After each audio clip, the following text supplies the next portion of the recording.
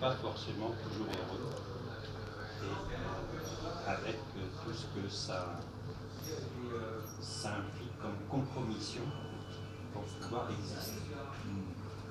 Voilà. Merci. Véronique. Eh bien, l'histoire a tort de rater mon existence, parce que je m'évertue à bien faire, bien dire, bien penser, donc dans ce vrai beau complètement inutile. Bon, dans Ce vrai beau complètement inutile. C'est bien. Merci. Oui, alors, il y a un mot qui m'intéresse beaucoup, c'est le mot mimétisme. Et c'est fascinant de voir ce que les gens cherchent à imiter ou ce qu'ils essayent de se faire passer pour les simulacres, n'est-ce pas ? Et c'est une clé intéressante pour étudier les gens. On se dit, mais qu'est-ce qu'il est en train d'imiter ? Pour qui il essaie de se faire passer ? Et effectivement, voilà. Donc, effectivement, moi, je suis assez choqué quand les gens sont... Alors, effectivement, ce qui est assez amusant, par exemple, si on prend par exemple le cas de la France, quand des gens, par exemple, parlent un peu anglais, ça ne veut pas dire forcément qu'ils se prennent pour des Anglais, mais c'est une façon de se différencier au sein du groupe, comme ça, c'est une sorte de snobisme groupe. Alors, donc finalement, par exemple, quand on voit quelqu'un, il faut se demander à quel groupe il appartient pour dire ce qu'il fait. Par exemple, moi, ça m'intéresse de voir, par exemple, prenons le cas d'Anissé, de voir à quel groupe social il appartient, c'est-à-dire d'où il sort. Parce qu'en fait, on n'est jamais tout seul. On n'est jamais tout seul. De quelle catégorie de personnes, quel est le jeu qu'il joue, dans quel groupe il joue ce jeu-là. Et donc, finalement, je suis certain, par exemple, que... Et ça, ces groupes-là ne cherchent pas à être l'autre. C'est un système identitaire, c'est-à-dire qu'ils se réfèrent à l'autre, mais c'est à usage interne. Hein, de même que, par exemple, des gens parlent anglais entre eux, vaguement, ou écoutent anglais, c'est pas pour devenir des Anglais. Ça fait partie de leur mode de fonctionnement interne.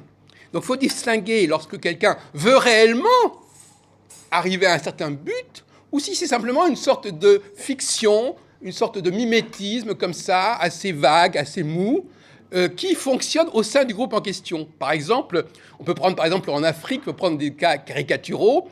Je sais pas, par exemple, quelqu'un qui fait semblant d'être un peu européen, qui, vous savez, à une époque, on prenait un parapluie, on prenait un chapeau. Il y a des formes d'imitation comme ça qui sont un petit peu infantiles, mais qui fonctionnent au sein du groupe.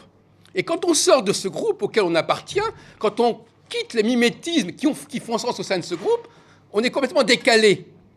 Et donc, effectivement, c'est la question que je me pose, moi, en tant que sociologue, c'est sociologue du mimétisme, c'est quand j'entends quelqu'un s'exprimer, je me dis, mais d'où il sort, ce type-là ? D'où il sort ?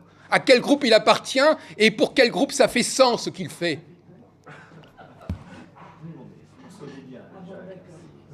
Non, mais c'est pas inintéressant. Merci. Oui, c'est le discours de l'anthropologue. Voilà. C'est du sociologue.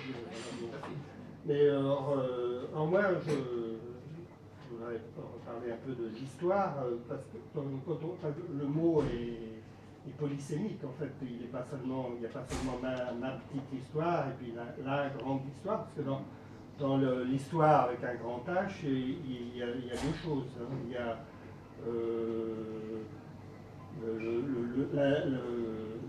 les événements, ce qui s'est passé et puis il y a le discours sur l'histoire.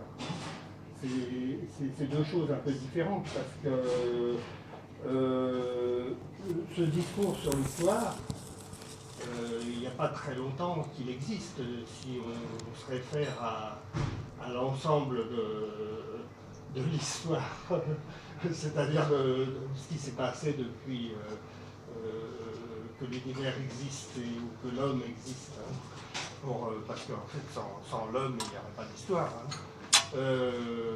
Et donc, on pourrait dire que, c'est-à-dire ce qu'on nous enseigne dans la matière histoire, justement, dont il était question à un moment, ça c'est pas très ancien, finalement. Je crois que, disons que si on remonte à 6000 ans, alors je ne sais plus qui avait parlé du Kali Yuga, hein, des Indiens. En gros, il existe, c'est une durée qui, depuis 6000 ans, c'est-à-dire qu'en fait l'histoire, c'est l'histoire du Kali Yuga, qui est tenue donc comme sur les 4 ères, qui est l'âge d'or, l'âge d'argent, l'âge de bronze et l'âge de fer. Finalement, l'histoire, c'est l'âge de fer. Donc selon la tradition, la conception traditionnelle, c'est le pire moment de l'existence de l'humanité. Voilà.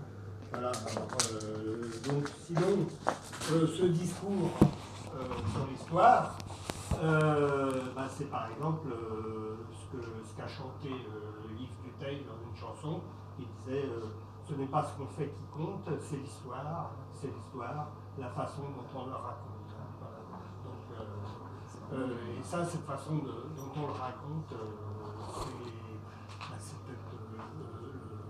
Est-ce que c'est le mensonge mais enfin, c'est pas la vérité en tout cas. Voilà. C'est quelque chose de tout relatif, un point de vue, c'est tout. Voilà.